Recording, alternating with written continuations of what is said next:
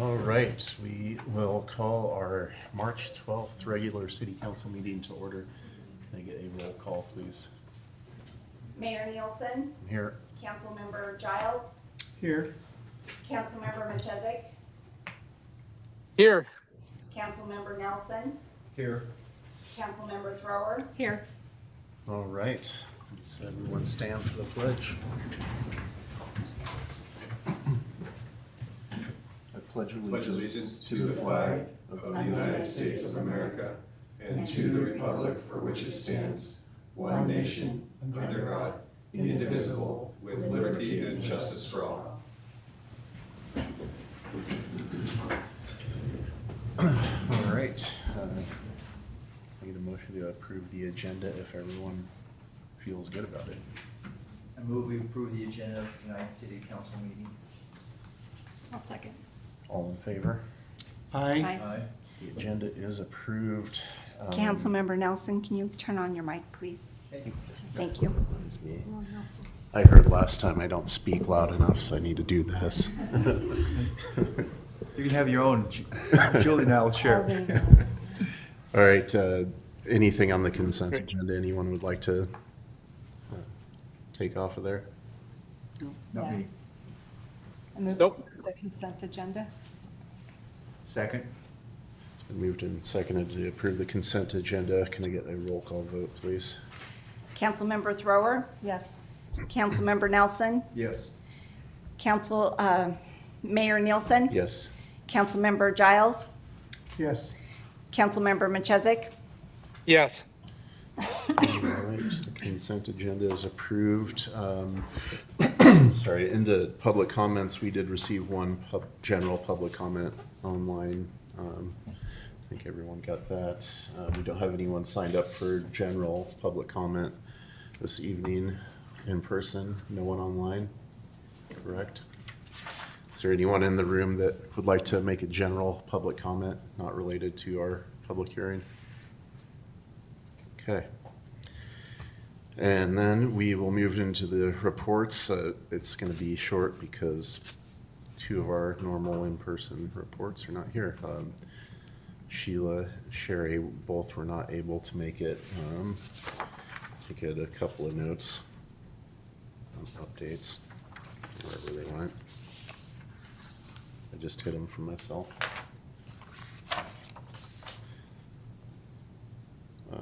One correction from Sheila, the April 16th business after hours is at Two Rivers Wellness. Got that, and then Sherry wanted to convey that Gabby Knapp has been appointed to city, or county clerk, and to fill Douglas Miller's remaining term. And the county has kicked off the process to update the county waterways management plan. Move into the monthly department reports. Anyone have any questions for the department heads on that? No. None for me. All right, and into, I'm good. you're good? And council reports? Nothing to add. I'm good.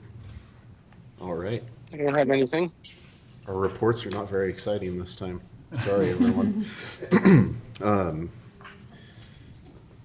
Okay, well, let's go ahead and get into our public hearing. The request to consider a recommendation by the P and Z Commission for approval of CUP 25-02. Meredith, welcome. We need a motion to continue the public hearing, or? Mr. Mayor, Bill Punkeny, City Attorney, we had continued it at the last meeting, so I think we can continue with that public hearing now and take additional evidence as needed. Okay, Ready? yep. let's do Okay. it. Meredith Todd, City and Sustainability Planner for the City of McCall.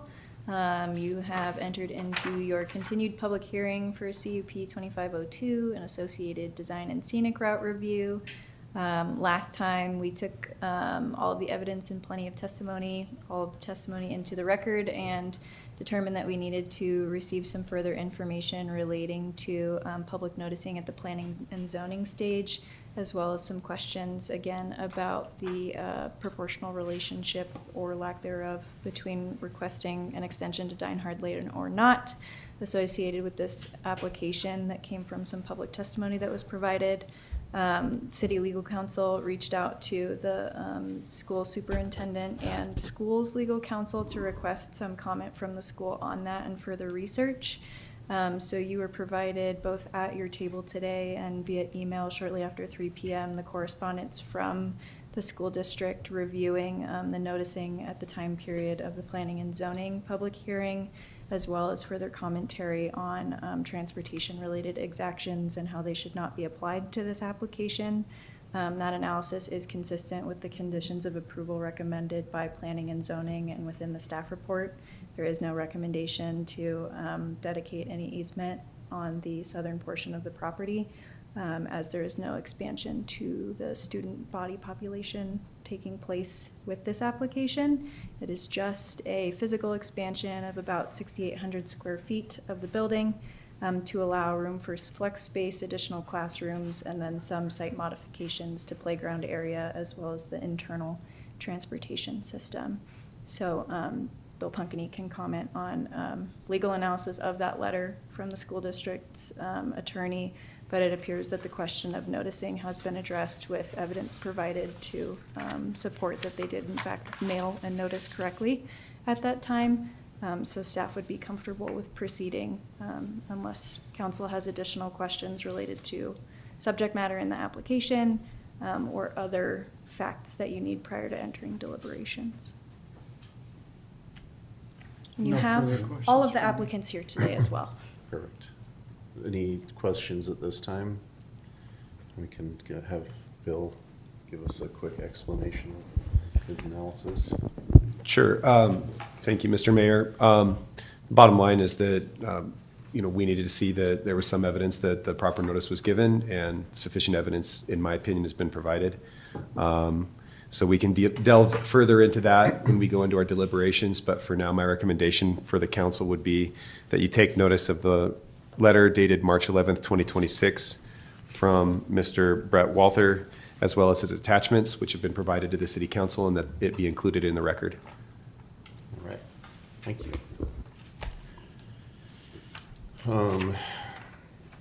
I guess at this time, do we need to want to hear anything from the applicants? Would anyone like to stand up and speak?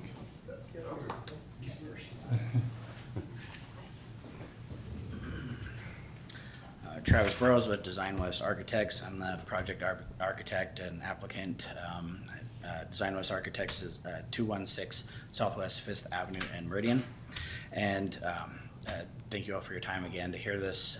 Staff has done a great job presenting this. And just to add, we did follow standard procedures for mailing. This is pretty typical for what we do. We definitely see a lot of returned mail at times, but just wanted, we did follow the procedures, and so I think other than that, nothing more to add to information. But All right. thank you. Thanks.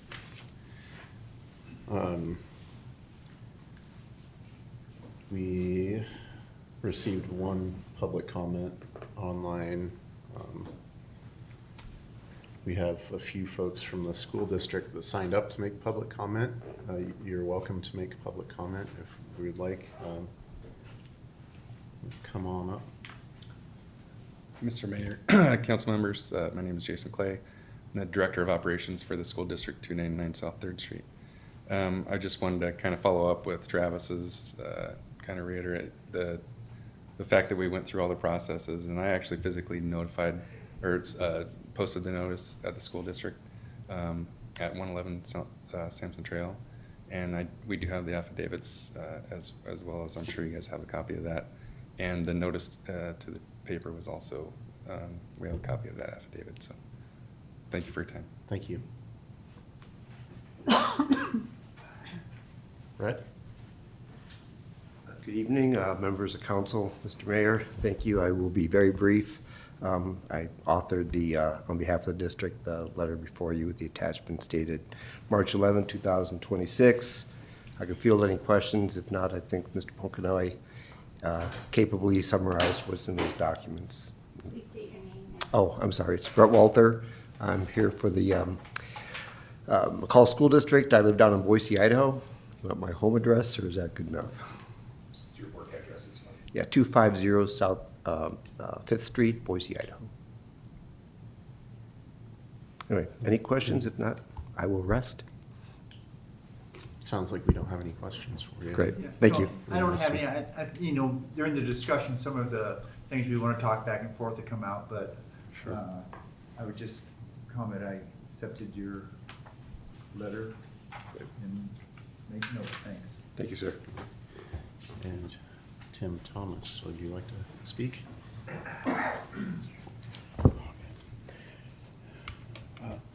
Mr. Mayor, members of the council, I'm Tim Thomas. I'm the superintendent of the McCall Donnelly School District.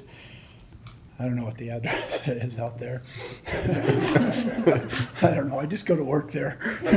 I could tell you I was at 401 North Mission Street in McCall for about 22 years, but I don't know what my address is out there. I do have a couple of things that I do want to address with you. And this goes beyond the process. We have a letter that's dated March 21st of 2025 from the city, where we had worked with city staff.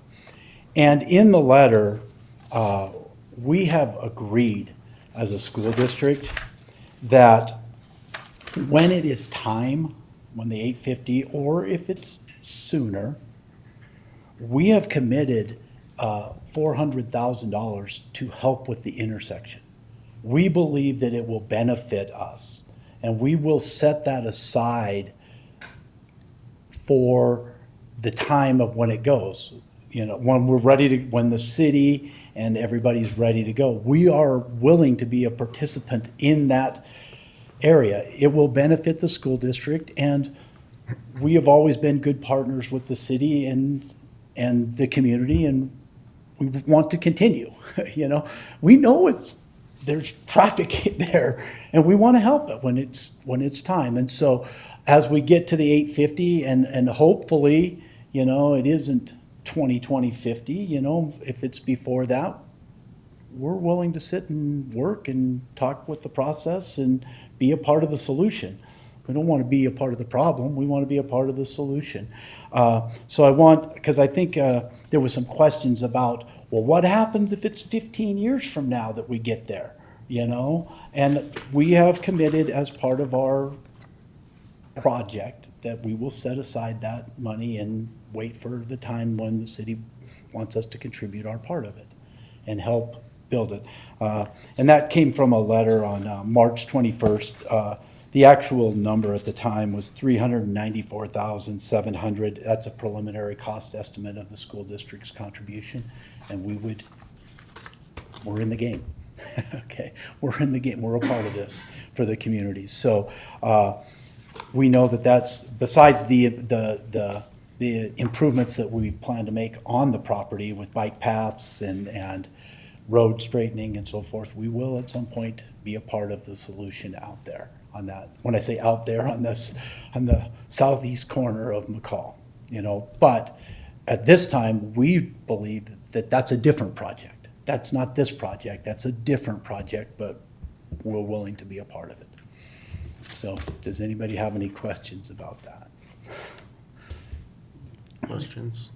No, I just think that relationship of trust, and that you set that aside. You know, as a city and dealing with our major institutions in the city, that kind of working relationship and trust needs to be established, and I think it is. And that addresses my concern about that. Any other question? All righty. Thank you. Is there anyone else in the room that would like to give public comment on the public hearing? None? Okay. Well, Meredith is coming back up to us. I don't know, I feel like we went over a lot of this at the last time it was in front of us. Are there any more questions for Meredith or the school district? You also have your engineering staff online if you have any questions. I guess I would have one question. In reading the recent letters, and I'm not quite clear on the 10-foot pathways. If that is some kind of requirement, or is that just, is that some kind of concrete specification of how they have to be, or are we still uncertain how we're going to move traffic and pedestrian, or bicycles and pedestrians on the school? Is that more up to them, or is it we are setting a pretty, I would just use the word strict criteria for that? Is there any disagreement? I guess I should ask if there's any disagreement on how that's gonna be between how the school sees it and how city staff is expecting that to unfold. I don't know if I can speak to any disagreement, but I can speak to condition of approval number 2 that's recommended within the staff report. I think that's where your question might be coming from. It is. So it just requests that any bicycle and pedestrian pathways located on site should meet the McCall Pathways standard adopted by the community.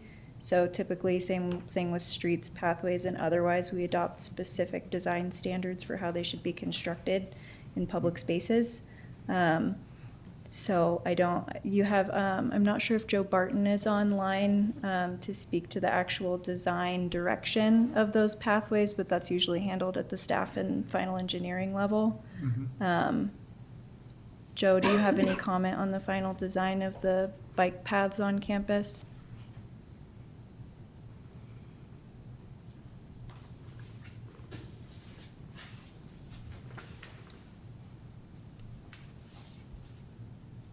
Or Travis?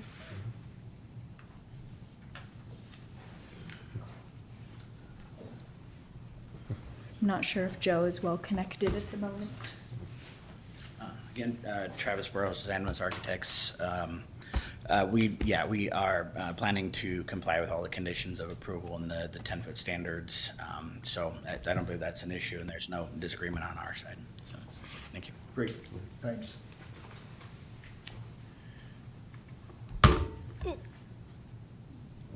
Okay, What well, else? I think we didn't really hear much new information on public comments, and how do we feel about closing the public hearing and going into deliberation? Good with that. I'm ready to do that. Mike, you good with that? Good with that. All righty. Can we get a motion? I move we close the public hearing. Second. All in favor? Aye. Aye. Aye. All right. We will move into deliberation. I think part of this was the review of criteria of approval. So Yes. probably the big one we wanted to touch on at the beginning of deliberation. Yes, please. So in order to approve a conditional use permit, you must find that the use as applied for will comply with 12 specific criteria. And this is a scale of application where I think it's important that we run through each of them one by one as the group. So I can read off what that criteria is, and then I would love if the council can provide some thoughts on whether you think that that criteria is met and any specific details as to how, if they come to mind. If you find that you just agree with the Planning and Zoning Commission's analysis and conclusions that are included on page, hold please. Page 345 of the staff report, or 187 or so of the meeting packet tonight. You can do that too. Their chart of logic and reasoning is included in there. So whenever you're ready, I can read off condition number 1. All right, let's hear it. Okay, so condition number 1, does the use constitute a conditional use authorized in the zone involved, the zone being the civic zone? I believe it does. Do you want us each to give you the affirmative? I don't think you all have to do it.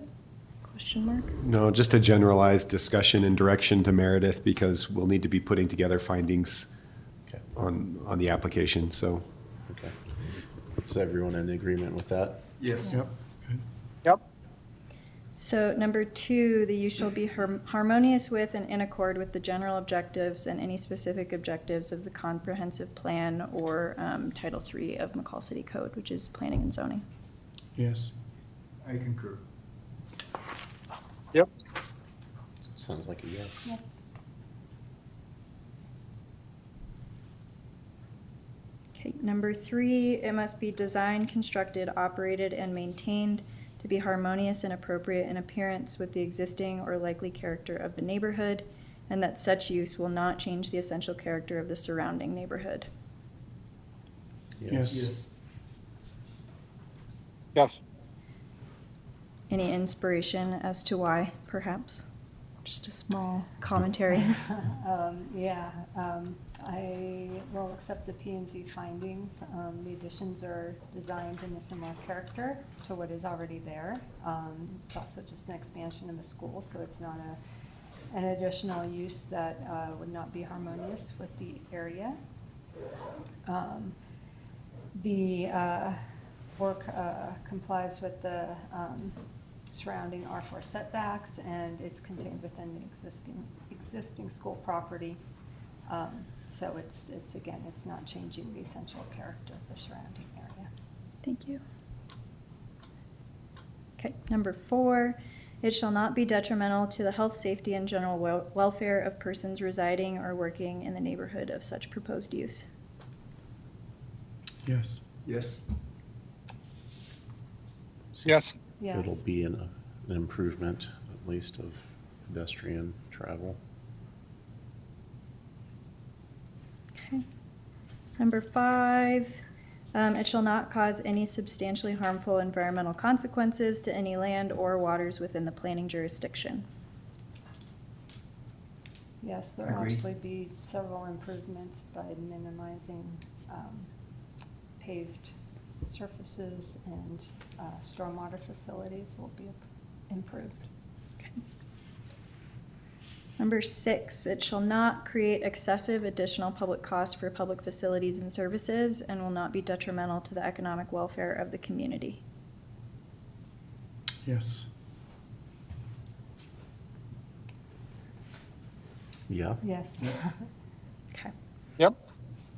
Number 7, it shall be served adequately by essential public facilities and services, including highways, streets, police and fire protection, drainage structures, refuse disposal, water and sewer, and schools.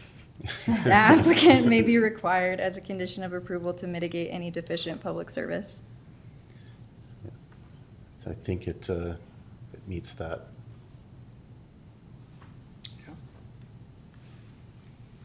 Okay.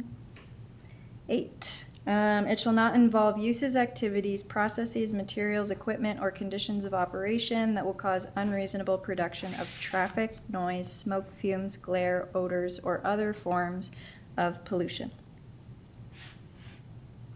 Yes. I agree. Yes. They have those elementary school kids under control, so I think. Yeah, and I like Superintendent Thomas's comments last time about, there's a lot of traffic options of how to, from the school taking over the busing, to encouraging more safe routes to school, to, as such, so I think they've done every effort to mitigate traffic. Okay. Number 9. It shall have vehicular approaches to the property so designed as not to create a detrimental interference with traffic on surrounding public or private thoroughfares or adversely affect the pedestrian environment. Yes. Yep. Yes, the existing vehicular approaches will be used, and there's no other additions that may impact traffic in that area. Okay. Number 10, it shall not result in the destruction, loss, or damage of an important natural, historic, or scenic feature. It will not.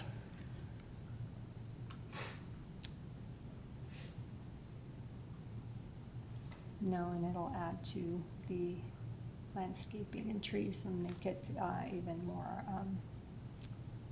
scenic. Okay.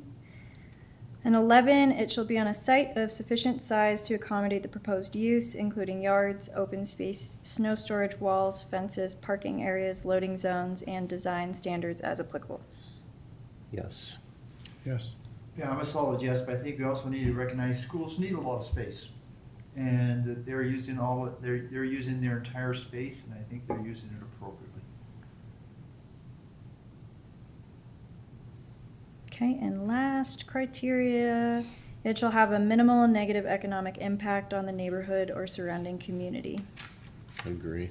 Yes. Yes. And Meredith, when we said yes to all those, we also, the council agreed to all the green language that you have in the existing packet. Okay. The green language was some of the background and information from planning and zoning. It made a lot of sense to us. Yeah, that's pretty much a summary of their deliberations, so that means that their recommendation makes sense to you. Yeah. Okay, then with that, that covers all of the criteria I can give before you. It's always helpful if you can provide some final wrap-up thoughts to me individually to incorporate into that decision document. But other than that, I have no further instructions. All right. Yeah, so let's begin our deliberation. Lyle, you want to start?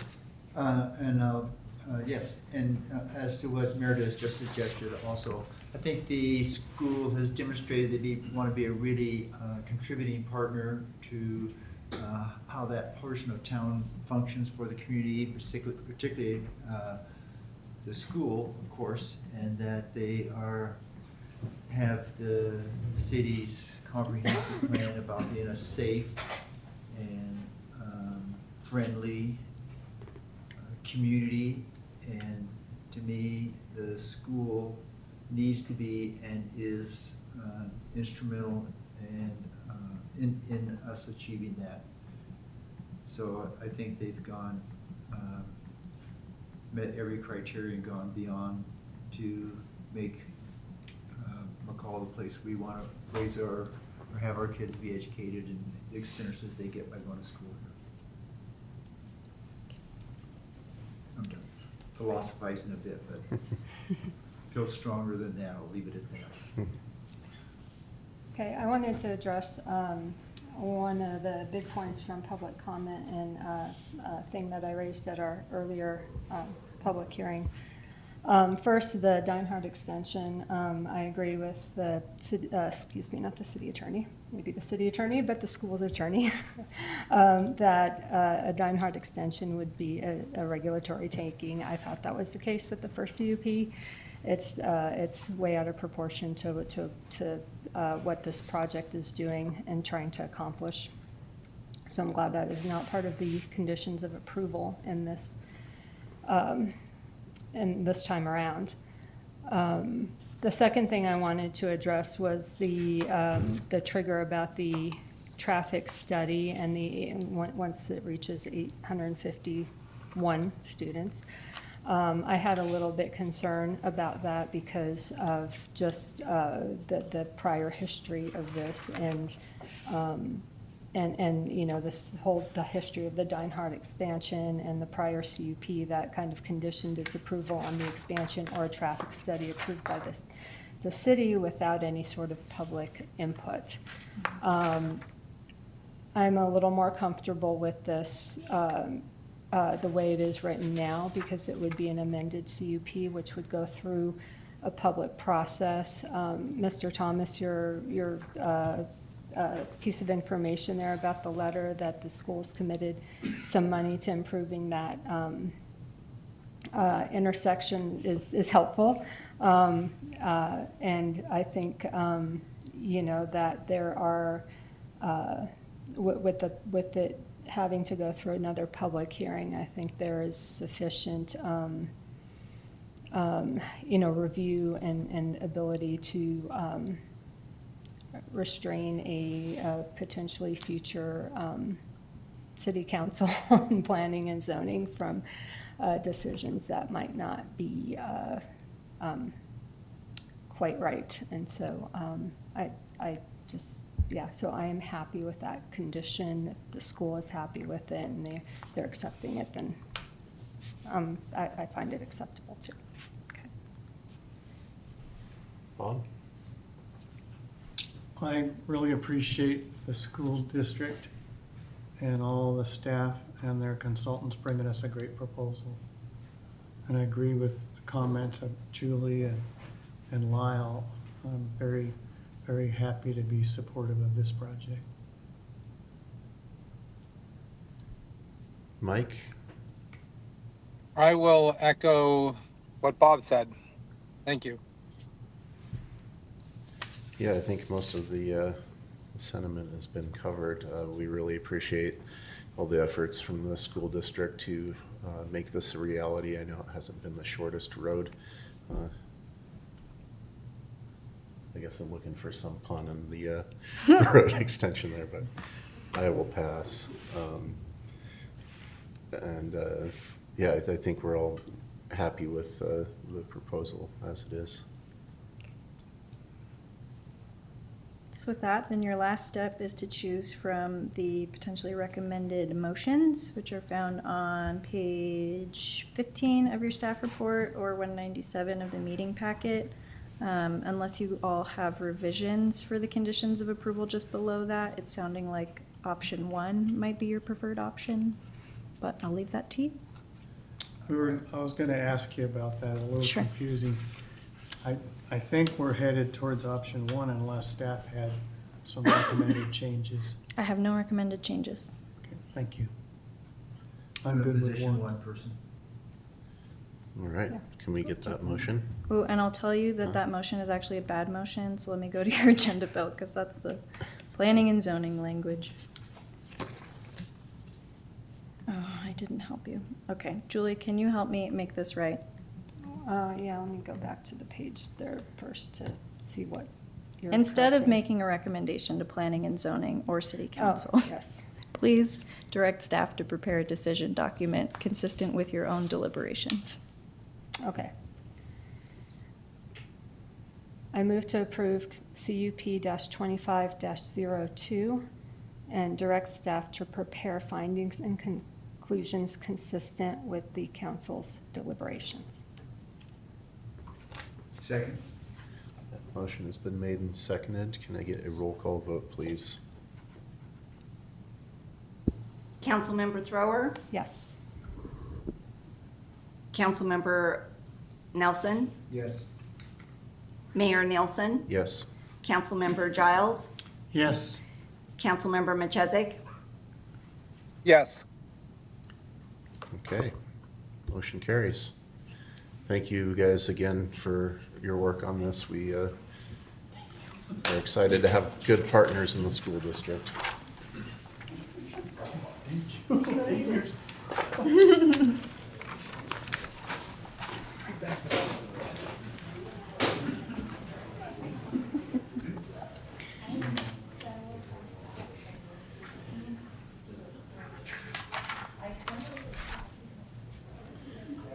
Okay. Let's move into our business agenda. The first up is the request to consider the Idaho and Ward Plan Unit Development Final Plan. Meredith, welcome. I'm still here, yes. Meredith Todd, City and Sustainability Planner. This request is not a public hearing, so plan unit development final plans are essentially a blessing of the final development program. The one that you have before you today would authorize the construction of our 126 unit apartments over off of 3rd Street that have been working through engineering design, final construction design, and final site design over the course of the last year or so. The application did change just a little bit the last time you saw it. It came to you to split the project into just 2 buildings instead of 3 buildings. So that modification happened about a year ago. And so this final design would result in 2 buildings where there would be 31 local housing units distributed across those apartment buildings. And then all of the other units would be market rate. There's also an owner participation agreement through the McCall Urban Renewal Agency or Redevelopment Agency that's helping to pay for infrastructure improvements on this project and places some income or affordability standards on the rental prices of those local housing units. So we should see a robust level of local occupancy at our target income levels with this project. In terms of status, the major milestones that they have left are final engineering approval to allow for site work to commence, as well as memorializing those 31 local housing units either in a single deed restriction covenant for the whole property or another strategy, but that can be managed likely with the housing manager, Bree Zach, over the course of the time period prior to building permit. You have the applicant architect of record, Joshua Hersel, online tonight. Mike Hormachia sends his regards, but he had a conflict tonight. But in terms of any requests from staff, it's really quite minimal at this stage. It's just continue working through those remaining conditions of approval so that we can help facilitate them towards commencing vertical construction later this year. So I have Morgan Stroud online if you have any specific engineering related questions. They do have their building permit applications in, so you probably saw recently that building permit revenue report. That's kind of representative of those permits coming in. So we are under review on all of the structural and the final design has been approved in terms of buildability. So this is really a symbolic thing. We can't fudge with much at the final PUD stage. Have any questions for Meredith or Morgan? Nope. Okay. None for me. I was just curious, does anyone know what precipitated the change? I mean, because there's a lot of improvements in terms of less lot coverage and, you know, that kind of thing, so. When we were speaking with Mr. Vermici about a year ago, it was really reducing the construction cost, which hopefully reduces the rent that has to be charged on average throughout the development. So converting the design in that way tends to save some money by eliminating rooftops, so.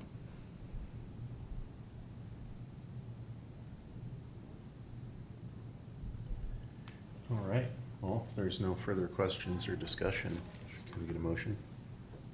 Make a motion, we approve PUDF -25-02 according to the recommendation of the McCall Planning and Zoning Commission and direct staff to draft a decision document and reflection of council's deliberations. Second? All right, that motion has been made and seconded. Can I get a roll call vote, please? Councilmember Giles, Yes. Councilmember Nelson, Yes. Mayor Nielsen. Yes. Councilmember Machesik, Yes. Councilmember Thrower, Yes. All right, that motion carries. On to the next one from Meredith, with a request to consider SUB 25-04 and FP 25-04. Okay. Meredith Todd, City and Sustainability Planner. My final agenda bill before you tonight is a request by Mr. Tommy Wall to do a simultaneous preliminary and final plat. This request is located within the Whitetail subdivision development. They are lots that were formerly partially combined via a record of survey quite a few years ago, but that combination process was not completed by the applicant at the time. The record of survey drawing was recorded, but those are not finalized transactions unless or until legal descriptions are recorded along with the record of survey drawing. So Mr. Wall approached us last fall to navigate the process of reauthorizing the split, so putting them back to the two same parcels that they were in prior to the combination procedure. Unfortunately, that process requires that you do a formalized plat over again, but he took it in stride and prepared the preliminary and final plat for our review. It went before the Planning and Zoning Commission in the month of January. No public comments on the contrary were heard. In fact, one of the neighbors commented in support of seeing two lots next door just as planned. In fact, they had no idea that they had ever been combined because that procedure was never completed. So the Planning and Zoning Commission determined that there would not be any jeopardy to the Whitetail subdivision as a result of reauthorizing this platting procedure. It doesn't put Whitetail out of compliance by putting those parcels back where they go. The minimum lot sizes are still achieved in that region and area. And they recommended waiver of the public hearing at the city council stage due to minimal, if existent, public impact. So what you have before you is that simultaneous request to approve both preliminary and final so that they can proceed with memorializing that lot line as existing yet again and then move on to probably building a house, I would guess. And they received final engineering approval on Tuesday or Wednesday. All right, questions on this one? No, I think it's a straightforward, practical request. Therefore, I move we approve SUB 25-04 and FP 25-04 for Tommy Wall of Flatiron Development in accordance with the recommendations from McCall Area Planning and Zoning Commission, and direct staff to prepare a decision document consistent with council's deliberations. Second? All right, that motion has been made and seconded. Can I get a roll call vote, please? Councilmember Nelson, Yes. Councilmember Giles, Yes. Mayor Nielsen, Yes. Councilmember Machezik, Yes. Councilmember Thrower, Yes. All right, that motion carries. Thank you for all of your agenda bills tonight, Meredith. You're so welcome. Okay. Up next, we have Michelle Gronewald with the Sewer District Communication. Good evening, Mayor, Council, Michelle Grunewald, Community and Economic Development Director. What's in front of you this evening is a draft letter for your consideration regarding the recent proposed Payette Lakes density policy. Per our annexation agreement, we basically have 30 days to review new policies that they're proposing. They've been working on this for a little bit. And so that was included in your packet. A draft letter was then distributed to you, I believe, yesterday. And for those of you, hopefully you've had a chance to look at it, but at a high level, we looked at it at the staff level across a number of different departments and came up with kind of the following recommendations within the letter. So first, the policy itself doesn't really acknowledge that it exists within communities and jurisdictions, and I think that's really important just to acknowledge that this is a sewer system that serves both the city of McCall and a portion of Valley County. We also added the idea that there should be additional clarification as it relates to the assigned densities. That's just not information that really can be found anywhere, and I think it would be really helpful for the public and staff to kind of understand where numbers have come from. Also, the policy doesn't have a clear definition of accessory structure, and because the sewer district uses its own definition that's different from both the city of McCall, Valley County, and the IRC, it seems like that would be important to define what an accessory structure is in their eyes. And then there was a recommendation about clarifying the process and circumstances under which fees are assessed. And that's more in that procedure kind of towards the end of the policy. And then I think also having a little more information on the criteria used for annexation would be helpful, because there may be instances in which a project or a property owner decides to upgrade the system, which then might make them eligible for annexation, but that was kind of unclear. And then within the letter, we reference a memo that was prepared that evaluates the anticipated sewer discharge associated with the hangar development at the airport for their consideration. And then lastly, the last couple paragraphs basically just say that, you know, we hope that this density policy doesn't close the door to future conversations about additional policies related to local housing projects, and also a continued discussion of the role of I&I as it relates to density and capacity within that system. I'm happy to answer any questions. Questions on this one? No, I thought it was a good letter, and I think, I'm sorry, go ahead, Mike. You know, I don't have any questions.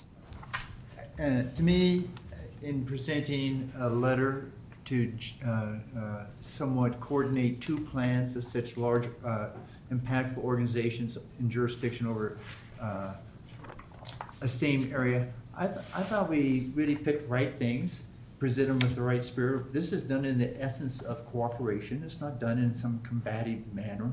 And you would expect at least this many things to require clarification once they've done some new plan and update. So I think would like to make sure that the sewer district kind of accepts this as a mutual project, realizing there's issues on both sides to get to the best common ground. And I think we've come a long ways towards where that's really the kind of relationship we can have. And I always, of course, desire to have. I think this, to me, the tone of the letter is such that, you know, we're just as straightforward as possible, trying to point out some areas of possible mutual benefit, or if we don't find it, we don't find it. We're not, you know, they'll have their reasons on a couple things that may not don't coincide with us, the cities particularly, but done in the right tone, spirit, and effort in my mind. Great, thanks. And just to clarify, this does replace their existing density policy, which was the 2020 density policy. And so this is a result of the work that they've done on their sewer master plan and their model. So I think, you know, the idea is that I think over time, this will continue to be revised. And I hope it came across that, I mean, the goal when we kick off our comp plan is to coordinate with them and try to get more alignment on some of these things. But this is a specific policy that they're proposing, and I think these were just our comments. They can take them or leave them. Yeah. And some of them might make sense to them, and some of them they might decide to disregard, but I think it's worthwhile making the comments. I mean, for some reason, we don't understand what their criteria, what's significant to them. A couple of them, we can't say, they go, that's too difficult for us, or that doesn't make sense under our criteria. That's fine, we're doing our best to get aligned. Yeah, and I think if you looked at the policy, you can see it's written pretty generally with quite a bit of discretion. And so I think a lot of the comments within this letter point to trying to get more clarity, because I think that does help everybody involved. That could help, you know, city staff, that could help a development team, that could help the sewer district. If people kind of know what the rules are, it creates more certainty, which often can be beneficial to everybody. Yeah, I think it's thorough, and I think your comments were reasonable. I think it takes in consideration of you know, kind of future things that we might not know might happen, might not, but you know, like the accessory dwelling definition that might come up again, and I think clarity on that. I also think that you you know, put in some good suggestions in terms of ways that the policy can be, you know, written down, like you said, for certainty. So someone coming in says, well, gosh, I can't get sewer connections under this policy. I'd be willing to pay for them, but oh, I guess I can't. And, you know, and to have situations where the sewer district can, I don't mean to say it's an exception to their policy, but sort of a, you know, hey, if you're willing to fix the problem, you know, that you know, the policy is trying to address and fix the problem beyond, you know, what you can normally have under this policy. I think it would be good to have that in there, just like you said, for certainty, so that people know they can go and have that discussion with the sewer district rather than just, you know, banging on people's doors mad because they can't do what they want with their property, so. Bob, anything to add? Oh, thank you for keeping on top of that, making sure that we do respond when we're asked for input. Appreciate it. Yeah, thank you. It's a really well-written letter, and I keep misspelling my last name. Sorry. You You really need to work on that.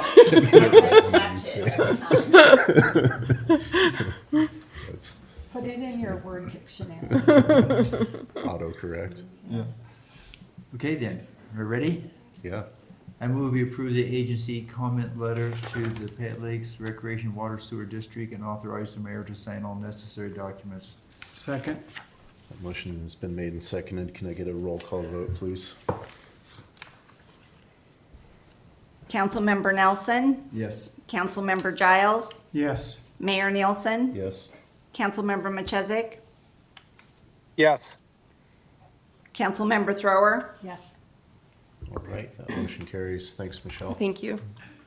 Up next, we have Delta James to tell us about a request to approve the submittal of a grant application. Good evening, Mayor, Council. I'm Delta James, Economic Development Planner. And yes, I'm seeking approval to submit a grant application to Capital Matrix, requesting up to $25,000 to support some economic analysis around our economy, namely the tourism economy. This would augment some of the work that is written into the scope for the comprehensive plan and utilize some of the team members who have already been selected for the comprehensive plan while they're here to take a little bit deeper dive into not only the economic analysis, but also some targeted community facilitation around destination management with Kristen Dahl, and really talk about some of the tools that are available to fulfill kind of that McCall promise of the Chamber of Commerce. We've met with the Chamber of Commerce. They're thrilled to participate, and they've pledged up $20,000 over a 2-year period to help support this effort. So they're have some skin in the game and excited to participate as part of the project.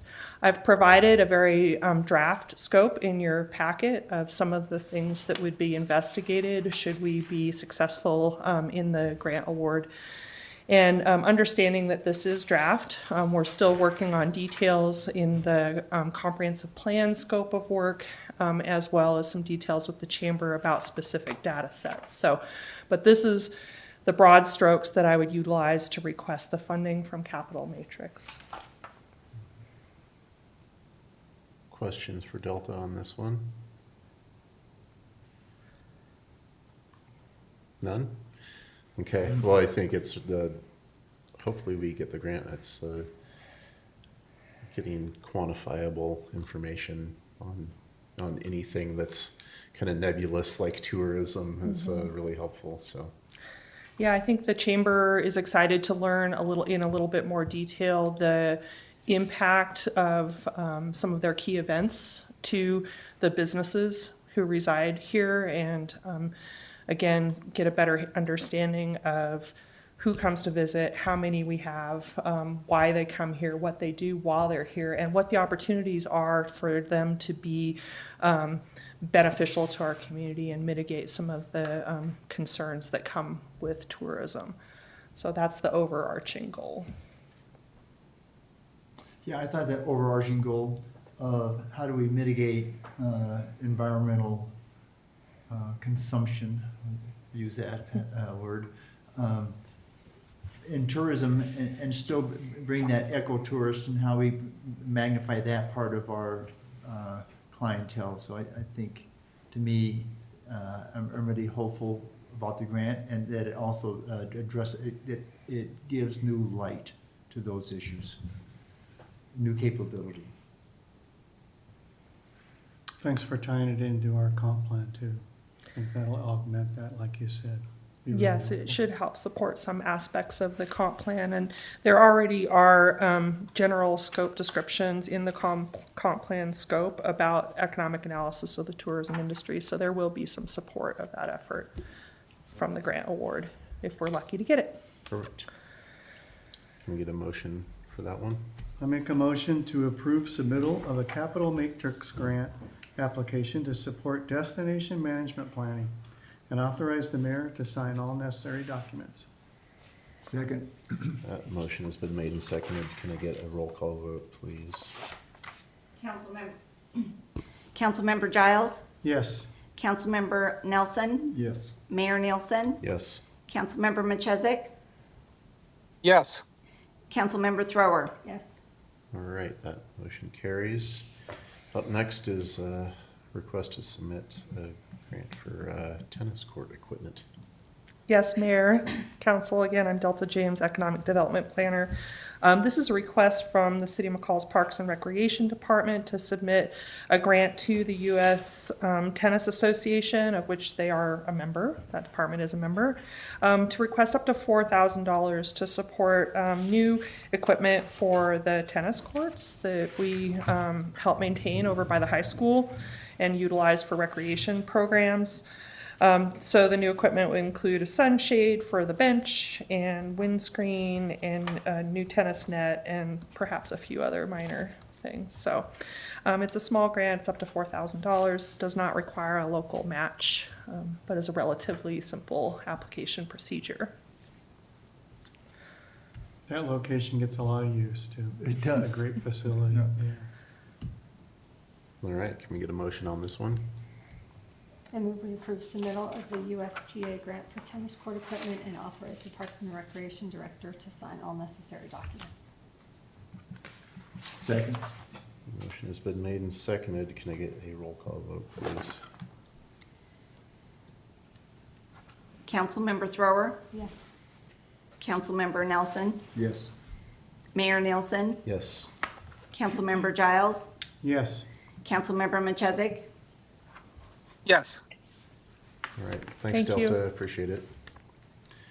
All right, now on to our main event for the evening. Last but certainly not least. Good evening, Mayor and Council. Erin Greaves, Director of Public Affairs and Community Engagement. It's my pleasure tonight to present the annual report. All of you have it. You've seen it. It is a very long, comprehensive document. A special thanks to all of our department heads for working so hard to put that together.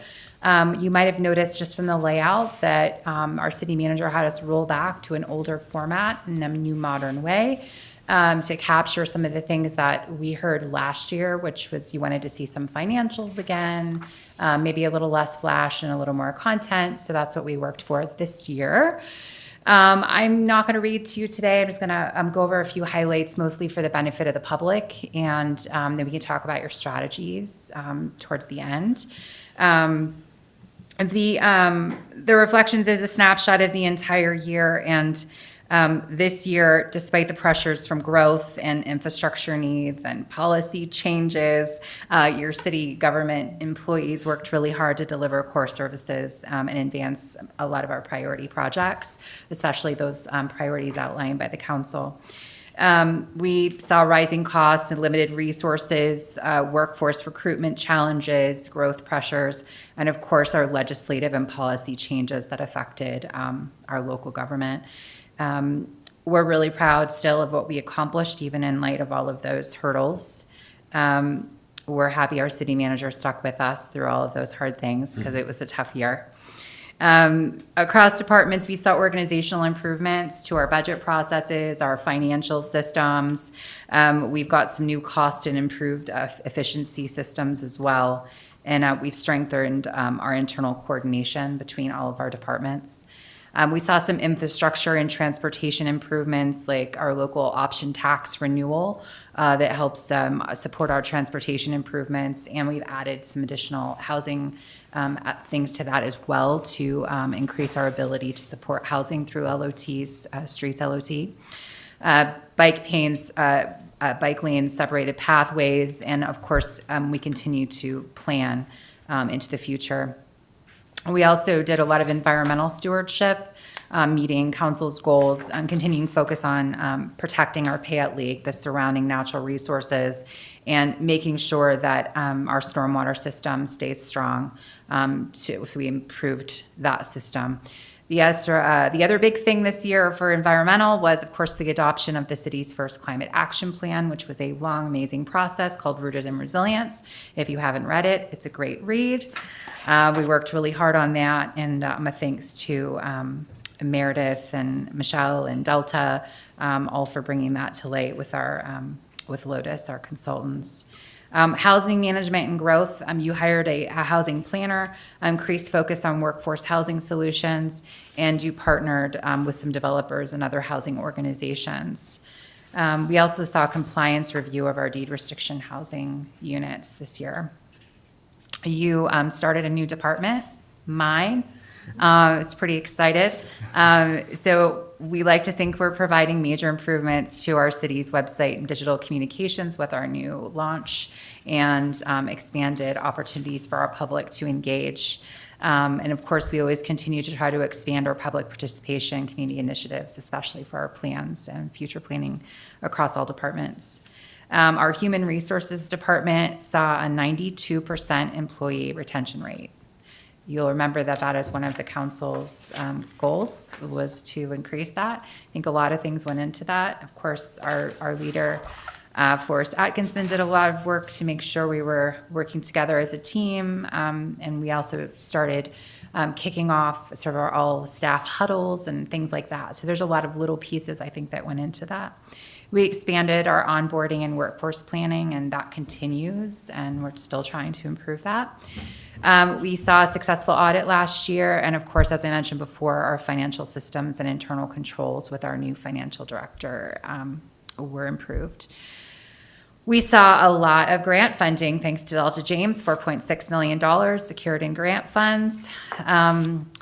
And of course, through community and economic development, that climate action plan was a major process for them. Major challenges were also part of the year, as I mentioned before. I think probably most important is the loss of our majority of our area of impact. That statewide legislation affected our growth and our protection of our community, and the way forward is going to be new for us. We also saw housing shortages that impacted our hiring and our ability to hire. And of course, we continue to have an increased demand on our need for public involvement, our need to reach out to our public, to engage them. We have a lot of opportunity for people to weigh in, and we're trying to find the best ways to do that so council feels informed and can make good decisions. That's sort of a summary. I'm here to answer any questions you have. Of course, I always present this to you in a draft format. The idea here is if there's anything you want more on or you see changes that need to happen, you take time with this document, email me as soon as I hear from all of you. We'll post it up on our website. It'll be available for the public, and we'll do some general promotion as usual on social media. And through email to let people know it exists so they can learn about their community. So I'll stand for questions on that portion. Questions for Aaron? I see a couple things that would just kind of get my curiosity is why is that on the finances, but I'll just send it in an email. Yeah, okay. That gives people a chance to look at it.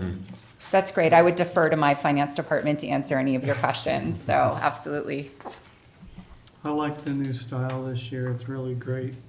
And I do like seeing some of the performance reports and financial stuff. I think it's helpful. It's helpful Great. to all of us. Well, me too. I think the format was great. I like having the finances there because you can have all the priorities you want, but the priorities tell how, you got a budget to your priority, you know, and therefore it shows up. Yeah. In an accountable way that, that's, you know, your staff's and forces responsibility to budget to the priorities. So I think that's really helpful. Good, I'm glad you're pleased. Any other comments? Thank you. Yeah, I really like the format. It's easy to navigate and understand, and really highlights some key things. And I appreciate the statement on the impact area as well. Yeah, looks good. Yeah. Okay. So to move on tonight, because it's in the spirit of moving quickly tonight, you did approve in the retreat your goals for the new year, and you had some changes. I've made those changes to the document. You have those in front of you. Again, this remains a living document for you to continue to develop. My understanding, correct me if I'm wrong, is that we're going to be coming back with a secondary retreat towards the budget. And at that time, you can have even more discussion about, you know, changing these or advancing them. The goal, however, producing these in the retreat was so that your staff can prepare as they approach budget season and start thinking that they can work projects into their schedule and into their budget that meet your overall criteria. But we are happy to make any changes, make any edits for you. And again, you can respond in email or you can make some comments here tonight if you wish, but we can stand for questions on that as well. Yeah, the thinking for the retreat is that probably April, late April at this point, or maybe early May, when we first start engaging council with budget discussions, that department heads would look at those priorities, the refreshed priorities for 2026 or for next year, and be able to sort of break down how what they're proposing advances the one or more of those priorities, how it fits in. Yeah, okay. So what I would suggest with council, if you have, take time with these documents, if you have anything you want to edit, change, please feel free to email me and or the city manager, and we'll make sure those changes are addressed for you, and then we'll put those finals up. I think it's probably, you know, good for the public too to know about your priorities. So once we get those firmed up, we'll make sure that we share those with the community as well. I just want to note a couple things about the annual that I forgot to mention. One was that we were really careful this year that we adhered to the fiscal year as opposed to the calendar year. So what you're seeing there is that previous fiscal year, okay? In the past, it was always a little shady, and we had some departments going till January, so we just made sure we did that well this year. And then just a softball, I don't know if the city manager wants to speak on it, but we did, one of the things that our staff really liked about this particular format was we're getting closer and closer to a more strategic document. As you might remember from the previous retreat, we talked about that being sort of our city manager's goal for the future, is to move into a more strategic planning process where it's more about setting goals and then are we attaining those goals than a total report of, you know, wins and losses through the year, because we feel like the departments do a really good job of providing you with monthly reports with all of those wins. Forrest, did you want to add anything to that? Yeah, just the relevant part is that each department's report has a goals section, which is more forward-looking than I think it was in the past, that provides a few of the key things that they are aiming to achieve or get done in the coming year or whatever the time frame is. And so I think the value of that for council is it provides you a good frame of reference to understand what departments are going to be working on That also ties into budget. And then the document gives you, it gives you that backward-facing look that talks about the achievements that the city has made to advance your previous objectives. So that way you have sort of a catalog if someone asks you, what is the city doing with my tax money? There are actually some very concrete and detailed things that you can talk about and point to as examples there, as well as looking forward, what the city is aiming to do. We thought we would work on this year too, with Randy Curious, our finance director, a little bit more of a robust outreach after the budget or during the budget process, and of course after the budget process is complete. Those narratives become a really important piece for the public to understand, the different budget components to each of the departments. So we're hoping to do a better job this year with that, and Randy and I will be working together to enhance that, if you will. Yeah, I think there's something related to that I would bring up, is that, as Aaron mentioned, we moved the 12-month window to cover just the fiscal year because it made it easier to capture the financials without spanning fiscal years. And the thing that I've realized in going through this is that this is now the second time that I've been involved in this report. There's quite a bit of overlap between the document that the city produces with the budget when we release it and this document. So with moving this to align with the fiscal year, I had the idea of maybe just trying to really merge them into one, not necessarily one document, but one process where we produce the document, we publish the budget with the information that's in that, and then shortly after that, we release something like this report that focuses on not just the budget for the coming year, but the achievements for the previous year, with the idea of trying to reduce some of the workload on city staff that this creates. This has been something that the city's been doing for a decade or Before my more, time, but it's yeah. gotten more robust in the last. So it 10 hasn't been years. changed for a while, and sometimes things just get momentum. So what I want to just think deliberately about whether what we're doing meets the needs of council and the community, and whether there are ways to do things more efficiently. So kind of at this point, we're producing sort of 2 reports every year, the budget and then this. So I'm curious what you think about those sort of 2 publications and whether it might make sense to collapse it into something closer to one, or if you feel like this is something that the community really needs, or what your views are. I'm certainly open to collapsing them, or at least having one process, so it's more efficient and Yeah. less impactful on staff. And I've also found, and this is partly my, a result of me not maybe working early enough or hard enough on this, but it's supposed to be, or traditionally it was released in January, around January. And it's been hard actually to produce it by then. So I'm just thinking that maybe there's a kind of economy of scale or efficiency in trying to do both of these processes around the same time. I think if you combine them and the emphasis stays on strategic, both for the council's point of view, that we can connect, as you said, looking backwards and seeing the continuity going forward to those goals, and that the budget ties into the goals and the strategic thing. But I really like the idea that you said, this is about strategic, because I think a city's got to operate on a strategic framework. Then the other thing I would say is when I look at the goals, and I think, we have upcoming in April, the volunteer appreciation meeting, dinner. And I think as we access volunteer or incorporate, as cities have to do more and more with less, volunteerism is a big part. And I think when we put the goals and I think there's people out there who goes, yeah, I'm able to help with that. And the clarity per se of where are we going?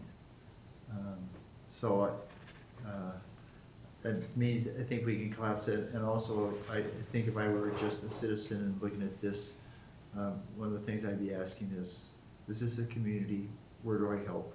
Where do I lean in? And is it clear to me in this? And so, I think it's a tool for that also. Okay. So, I guess would the intention be to move the focus towards like how we're gonna carry out this budget year? And like more of a supporting document of moving forward rather than so much of the reflection. And then I guess, you know, kind of a little bit mixed on that. I see the value in like having it as a supporting document moving forward through the year, supporting the current year budget. But in like preparation on the goals end of things where you're looking forward to the next year, like what are we wanting to work on putting, you know, budgeting for in the coming year? I guess that the proximity between, you know, this it would come out in October presumably, and then we get to this time of year again, refreshing what I'm thinking is that it could involve maybe adding a couple of documents to either the budget when it's published or creating an addendum to that shortly after the budget is finalized. 'Cause the reality is department heads are actually really working hard on just crunching the numbers as they produce the budget and get that ready for the public hearing and that process. But I think probably adding an annex to the budget document itself that contains some of the key things in this, like the review of what was done on the priorities in the previous year, and then a document that would elaborate on the new budget in a way that kind of gives some narrative to what it is that the departments are going to accomplish with the city funds that are being allocated to them. My recollection is the way the budget document is now, the departments have, each section has kind of a mission statement. Yeah, it's a narrative explanation. And it's definitely not specific about what they're planning to achieve in the way that this document is, in the way that the goals are outlined here. Some of them do have, you know, information, I guess, about what they're doing with the budget. I guess, Mayor, if I would add that I think it would be more traditional in the sense that we would be giving more of a state of the city address at the right time, which is right when you're you've adopted a new budget and it's kicking in, right? So you've adopted that budget in August, right? Or July and August. And then October is when that new year happens, right? So I think what would make sense to me is if that October point were that collaboration of we've got our document out, we're launching our budget, here we are, here's where we've come, here's what our goals are, and here's the budget we're gonna do it with, right? So it's more of this traditional state of the city concept that may or may not include a presentation by the mayor, may or may not include, you know, maybe a white paper of accomplishments, and then, you know, the add-in of goals with the narrative. I think there's a lot of ways to work it, but if you're interested in us putting something together and bringing that back for your consideration, I think that's something that we could work on. After hearing this, I like that approach. What I'm meaning is that you do the budget, because when you do a budget, you are at the same time looking at your goals for next year, because that's what drives your budget. So that part fits together really well. And then if there were, let's say that the goals part is the annex to the budget. So you got to look at the department budget, and the annex to that says, with this budget, we're gonna accomplish this year. And so then there needs to be, I think, maybe also a half page that says, and in the previous year, reminder, this is what we budgeted for and achieved. And so I think that could cut the workload a lot, and at the same time, you're getting what the public needs and what we need.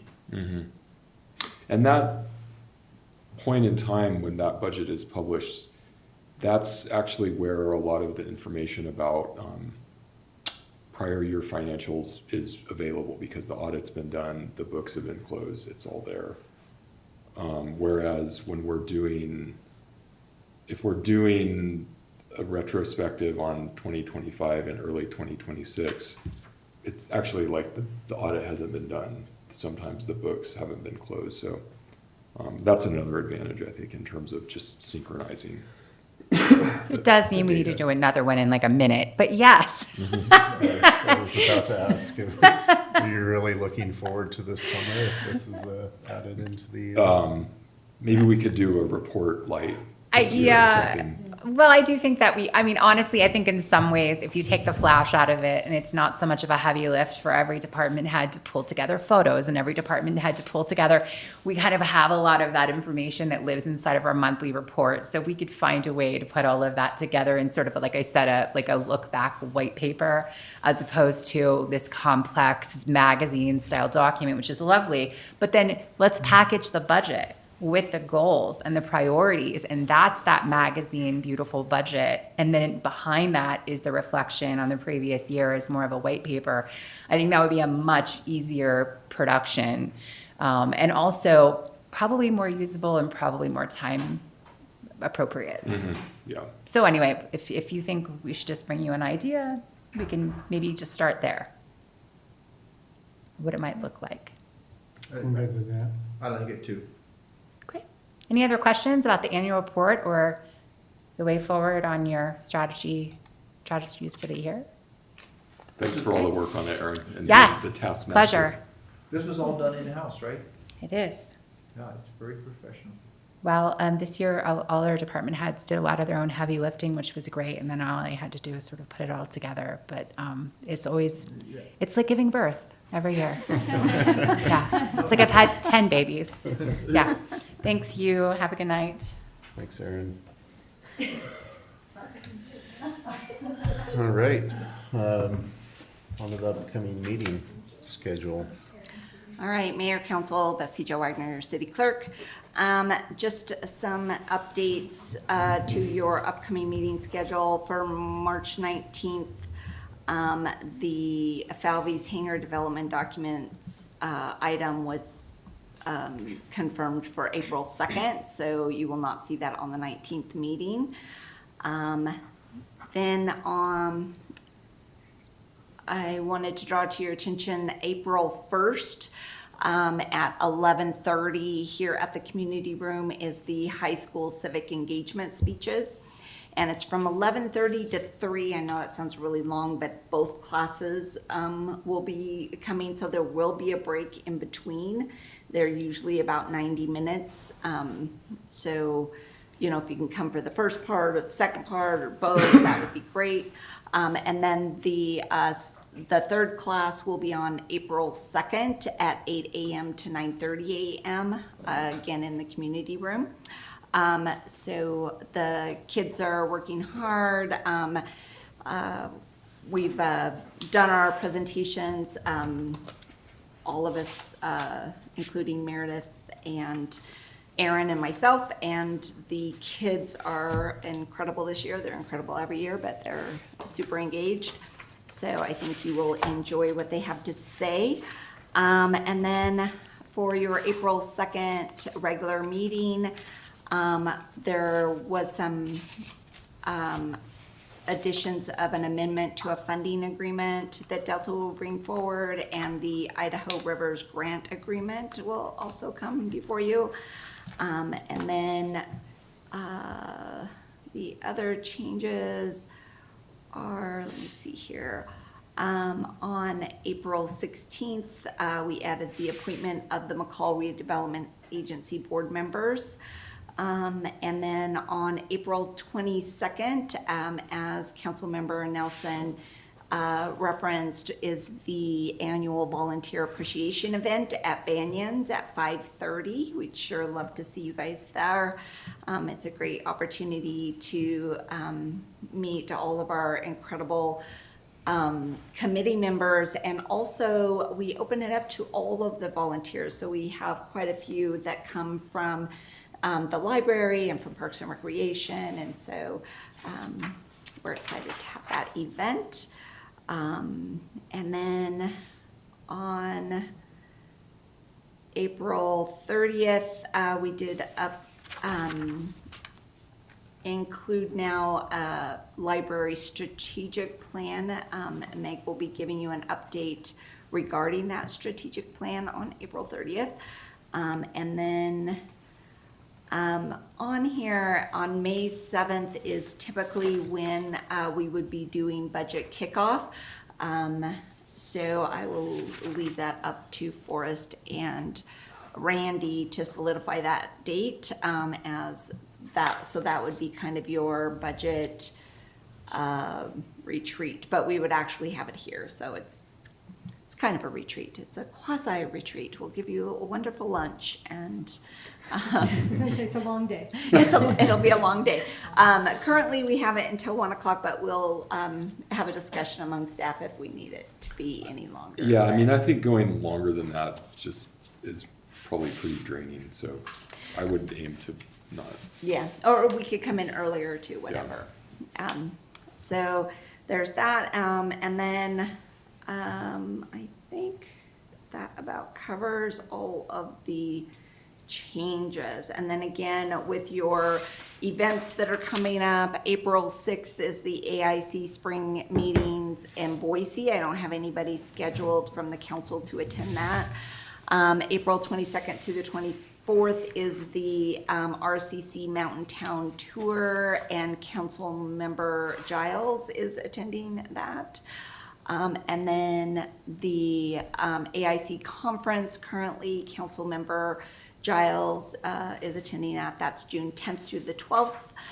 And then the October 13th through the 14th is the Mountain Towns 2030 Climate Summit in Sun Valley. And I have Mayor Nielsen so far attending that. So if anybody wants to attend any of those, please let me know. And then put on your calendars for future of May 2027 is the Mountain Town Planning Conference in BC, Canada. So that would be something you would want to plan for and ahead. So we have it on here for you for your planning purposes. That's what I have for you. Is there anything that any member of council would like to add to the upcoming meeting schedule?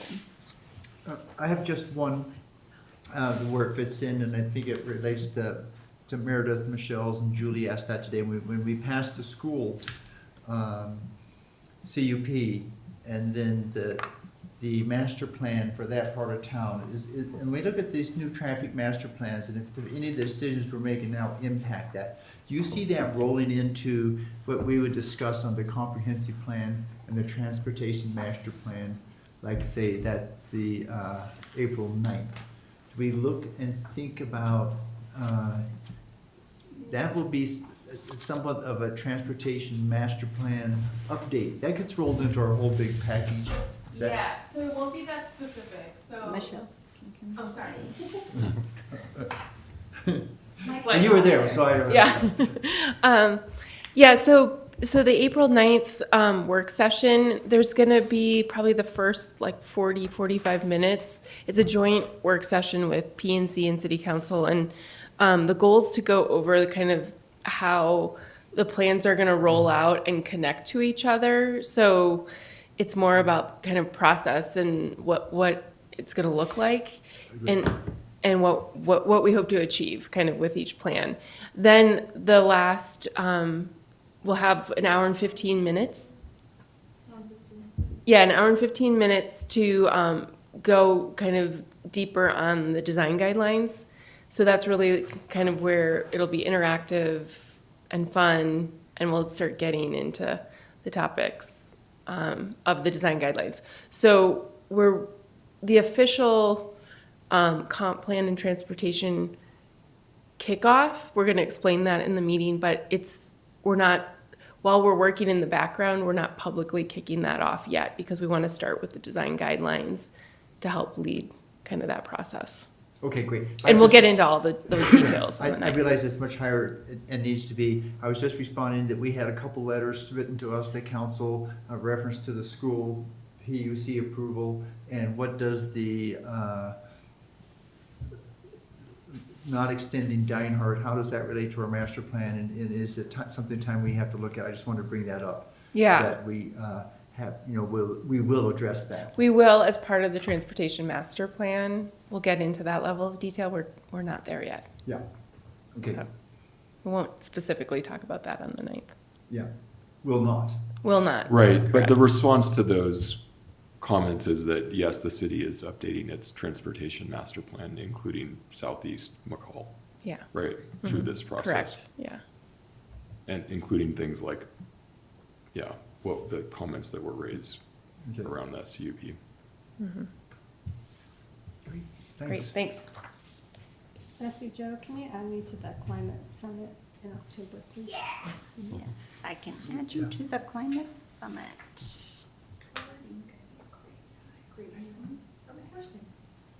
I'm gonna wait and see if it's snowing or not. If it's good snow in Sun Valley, then, no, I'd really love to go. Yeah, no. The work I'm doing with the Resilience Institute from BSU and the environmental stewardship aspect relates a ton to that. So I will know a little later on, but I'd love to be able to go and then have some specifics that I'm either bringing or taking away. And what's the AIC district thing on the 6th? What's that? They don't have an agenda yet. I can look to see if they've posted one, but I haven't, they just put out the dates and, It's a one-day, it's, yeah. either meeting, they have one in the fall and then one in the spring, and they have different topics. I went to the one in the fall, and it's, they have presenters come in from outside, like there was a session from the chief information officer from the city of Boise about how the Boise is using AI in their city. There was a session on financial fraud and risk management prevention.